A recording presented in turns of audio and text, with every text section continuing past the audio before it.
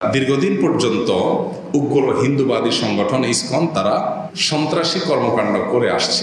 আপনি পার্শ্ববর্তী দেশ ভারতে মুসলমানরা যেখানে সংখ্যালঘু সেখানে এই ধরনের কথা চিন্তা করা যায় যে একজন ইমাম নিজ ধর্মের মানুষদেরকে সতর্ক করেছে, তথাকথিত প্রেমের ফাঁদ থেকে মুসলিম মেয়েদেরকে বাঁচাবার জন্য সতর্ক করেছে, এইটুকু কাজ করার কারণে তাকে হুমকি দিয়ে শেষ পর্যন্ত তাকে উঠায় নিয়ে যাওয়া এবং সেকলে বাধা অবস্থায় পাওয়া যাওয়া।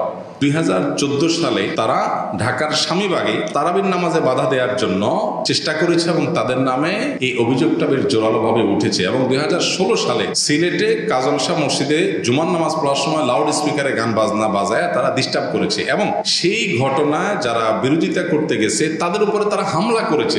2019 সালে চিটাগাঙে বিভিন্ন স্কুলে মুসলমান শিশুদেরকে তারা প্রসাদ বিতরণ করেছে। গত বছর 2024-এ চট্টগ্রামে আইনজীবী যে হত্যাকাণ্ডের ঘটনা ঘটলো সবাই কম বেশি আপনারা জানেন। আজও পর্যন্ত তার বিচার কিন্তু কার্যকর হয়নি।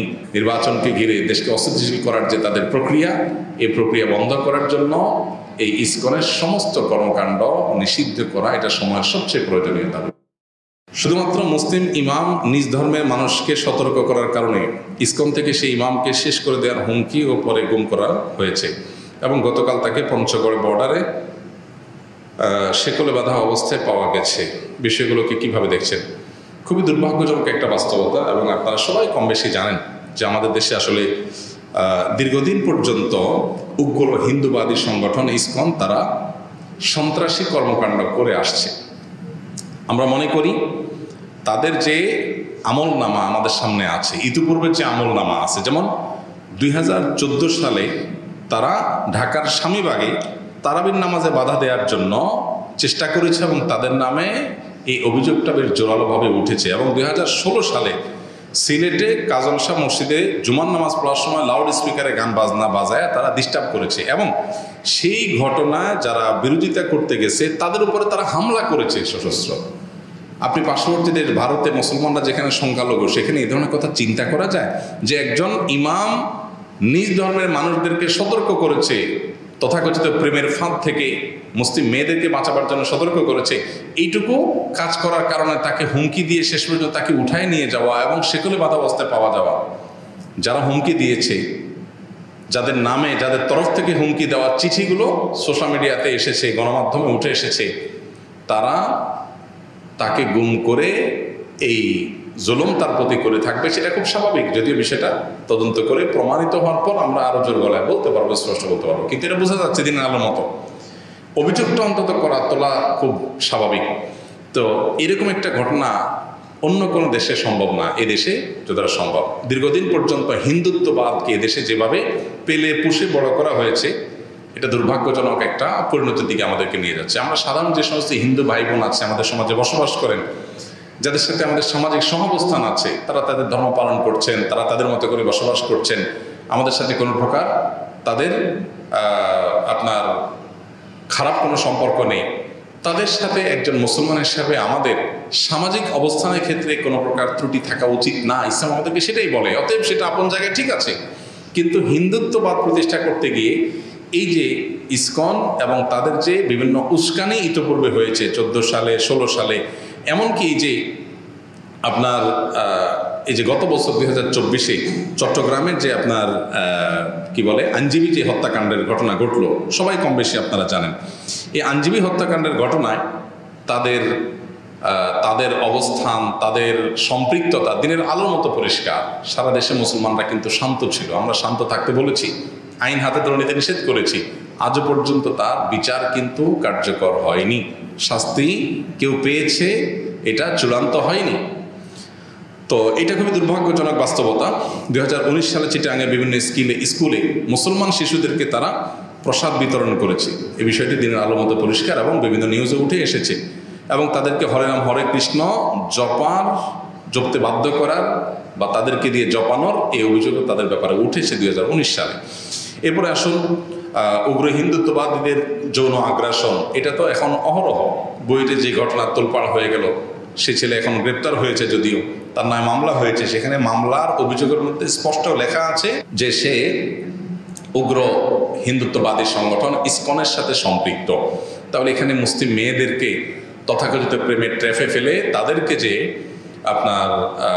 তাদেরকে যে যৌন আপনার অত্যাচার তাদের উপরে, নিপীড়ন তাদের উপরে করা হচ্ছে। গাজীপুরে যে মেয়েটা 13 বছর উপর তারপর হয়েছে, এই ঘটনাগুলো আজকে ঘটছে তা শুধু না, এটা দীর্ঘদিন থেকে ঘটে আসছে এবং সেটা চরম একটা পর্যায়ে পৌঁছে গেছে। কারণ কি? এর অন্যতম বড় কারণ হলো আমাদের দায়িত্বশীল যারা আছে তারা এই বিষয়গুলোকে সিরিয়াসনেসের সাথে মোকাবেলা করেন নাই। সাম্প্রদায়িক সম্প্রীতি দেশে বজায় থাকুক আমরা চাই, কিন্তু যারা উস্কানিগুলো দেয় তাদেরকে দমন না করে শুধুমাত্র মুসলমানদেরকে শান্ত থাকতে বলা এবং সাম্প্রদায়িক উস্কানি যেন না হয় সেজন্য বলা, এটা হাস্যকর। আপনি এই ইস্যুগুলো বন্ধ করেন, যে ইস্যুগুলো থেকে সাম্প্রদায়িক সম্প্রীতি নষ্ট হতে পারে। এই জন্য সংশ্লিষ্ট কর্তৃপক্ষ তাদের যথাযথ ভূমিকা নেবে, সেটা আমরা প্রত্যাশা করি, তাদের কাছে আশা করি। 2014 সালের অভিযোগ করার কারণে মসজিদের ইমামকে গ্রেপ্তারের হুমকি উল্টা দেওয়া হয়েছে। 16 সালে সিলেটের ঘটনার প্রেক্ষিতে মুসল্লিদের উপরে গুলি চালানোর ঘটনা, গ্রেপ্তারের ঘটনা ঘটেছে। তার মানে এই হিন্দুত্ববাদীরা আমাদের প্রশাসনের একটা অংশকে তারা কিনে ফেলেছে এবং তারা সাধারণ হিন্দু ভাই বোনরা যারা আমাদের দেশে বসবাস করছেন তাদের এই শান্তিপূর্ণ বসবাসটাকে বাধাগ্রস্ত করছে। অতএব এদের বিরুদ্ধে এই হিন্দু ভাই বোনদেরও মুখ খোলা উচিত। আমি মনে করি এই নিষিদ্ধ সন্ত্রাসী সংগঠন, এই সন্ত্রাসী সংগঠনটা নিষিদ্ধ হওয়া উচিত এবং এই সমস্ত কার্যক্রম বাংলাদেশে ব্যান করা উচিত। তা না হলে বাংলাদেশের মতো এরকম সাম্প্রদায়িক সম্প্রীতির উজ্জ্বল উদাহরণ পৃথিবীর আরেকটা দেশ খুঁজে পাওয়া কঠিন, যেখানে হিন্দু মুসলিম মিলেমিশে বসবাস করছেন শত শত বছর ধরে, যুগ যুগ ধরে। সেখানে এই ঐতিহ্য আমাদের নষ্ট করার জন্য তারা পায়তারা করছে। দেশের সামনে নির্বাচনকে ঘিরে দেশকে অস্থিতিশীল করার যে তাদের প্রক্রিয়া, এই প্রক্রিয়া বন্ধ করার জন্য এই ইসকনের সমস্ত কর্মকাণ্ড নিষিদ্ধ করা এটা সময়ের সবচেয়ে প্রয়োজনীয়তা। বিধায় তারা এই যে একজন ইমামকে মসজিদে তিনি তার কথা বলার কারণে অনেক অনবরত যখন হুমকি দেওয়া হয়েছে, তখনই প্রশাসন উচিত ছিল এই বিষয়টার প্রতি নজর দেওয়া। দুর্ভাগ্যজনক যে সেই ইমামকে কোথায় সে ইন্ডিয়া বর্ডারের কাছে তাকে শেকলবাধ অবস্থায় পাওয়া গেছে, বিবস্ত্র অবস্থায়, নির্যাতিত অবস্থায়। খুবই ভয়াবহ একটা সিমটম।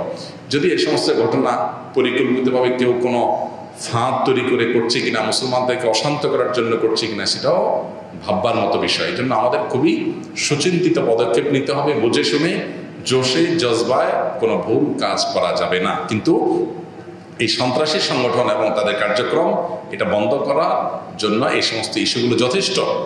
একটা সমাজকে অস্থিতিশীল করবার জন্য যারা এরকম দীর্ঘদিন পর্যন্ত প্রকাশ্যে তারা সংখ্যালঘু হয়ে সংখ্যাগরিষ্ঠ মানুষদেরকে উস্কানি দিচ্ছে, মানুষ কতক্ষণ ধৈর্য ধারণ করবে? আমরা তো মানুষকে ধৈর্য ধারণ করতে বলবো, কিন্তু বাস্তবতা হলো সেটা খুব কঠিন। এই জন্য এ ব্যাপারে সংশ্লিষ্ট কর্তৃপক্ষ সর্বোচ্চ পদক্ষেপ নেবেন এবং এটা বন্ধের আন্তরিক চেষ্টা চালাবেন, সেটা আমরা প্রত্যাশা করি। এবং আমার মনে হয় যে এই সন্ত্রাসী সংগঠন, বিশেষ করে এদেরকে নিষিদ্ধ করা, এটা শুধু মুসলমান না, শান্তিপূর্ণ হিন্দু ভাই বোনদেরও দাবি হওয়া উচিত। এবার প্রশ্ন হলো, আমি পরিবার সহ বাসে যাতায়াত করাকালীন এশার আজান হয়, বাসায় আসতে আসতে রাত 12টা বেজে যায়, এমত অবস্থায় এশার নামাজ আদায় করা যাবে কিনা? রাত 12টার সময় এশার নামাজ আদায় করলে আদায় হয়ে যাবে। এশার নামাজের ওয়াক্ত কতক্ষণ পর্যন্ত থাকে? ফজরের ওয়াক্ত হওয়ার আগ পর্যন্ত। ফজরের ওয়াক্ত সুবে সাদিক যখন হয়, তাহাজ্জুদের ওয়াক্ত যখন শেষ হয় তখন। এখন বর্তমানে এই সময়টাতে, অর্থাৎ এখন যে অক্টোবর মাস চলছে, এই অক্টোবর মাসের শেষের দিকে, এখন ঢাকায় ফজরের ওয়াক্ত শুরু হয় কয়টায়?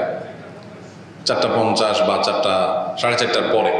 তো এই যে সময়টাতে আপনার হয়, এর আগ পর্যন্ত এশা নামাজ পড়লে এশা আদায় হয়ে যাবে। কিন্তু এই রাতের মধ্যভাগের পরে যদি এশা পড়ে, সেটা মাকরুহ হবে, সেটা অনুচিত হবে। আদায় হয়ে যাবে কিন্তু ত্রুটিপূর্ণ হবে। এই জন্য উচিত হলো আগে আগে পড়ে ফেলা। এখন কোনো কারণে আপনি সফরে ছিলেন, কোনোভাবে নামাজ পড়ার সুযোগ নাই, রাতে কোথাও নামলে বিপদ হতে পারে, সেক্ষেত্রে আপনি বাসায় গিয়ে রাত 12টা নামাজ পড়েছেন, ইনশাআল্লাহ নামাজ আদায় হয়ে যাবে।